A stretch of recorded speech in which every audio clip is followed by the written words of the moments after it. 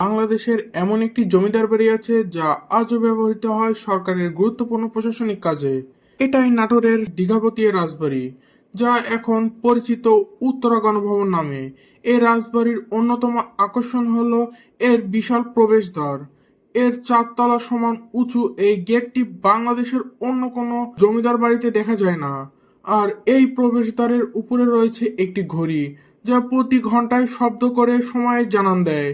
তবে শুধু সৌন্দর্য নয়, এই রাজবাড়ির ইতিহাসও ভীষণ রোমাঞ্চকর। এর প্রতিষ্ঠাতা রাজা দয়ারাম রায়, তিনি শুরু করেছিলেন একজন সাধারণ কর্মচারী হিসেবে। নিজের সততা আর দক্ষতার মাধ্যমে তিনি অর্জন করেন জমিদারি ক্ষমতা। নাটোরের রাজা তাকে দায়িত্ব দেন, আর পরে রানী ভবানী তার সততার পুরস্কার হিসেবে পুরো দীঘাপতিয়ার পরগনা দান করেন। 1734 সালে তিনি নির্মাণ করেন এই রাজবাড়ি, কিন্তু 1897 সালে ভয়াবহ ভূমিকম্পে রাজবাড়িটি প্রায় সম্পূর্ণ ধ্বংস হয়ে যায়। এরপর দীঘাপতিয়ার ষষ্ঠ রাজা প্রমনাথ প্রায় 11 বছর ধরে দেশি বিদেশি প্রকৌশলী ও কারিগরের সহায়তায় এটি নতুনভাবে গড়ে তোলেন।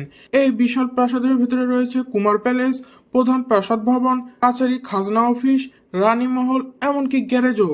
কুমার প্যালেসের নিচে রয়েছে এক রহস্যময় অন্ধকার কারাগার, যা পরিচিত আয়নাঘর নামে। রাজবাড়ির সামনে রয়েছে প্রায় 200 বছরের পুরনো কামান, যা স্থাপন করা হয়েছিল এক ব্রিটিশ সৈন্যের স্মৃতিতে।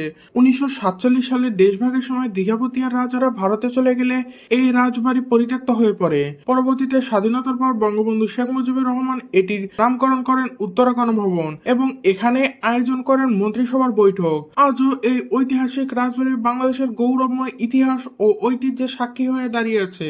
ইতিহাস, স্থাপত্য আর রহস্য সব মিলিয়ে দীঘাপতিয়া রাজবাড়ি একটি অনন্য ঐতিহ্যের নাম।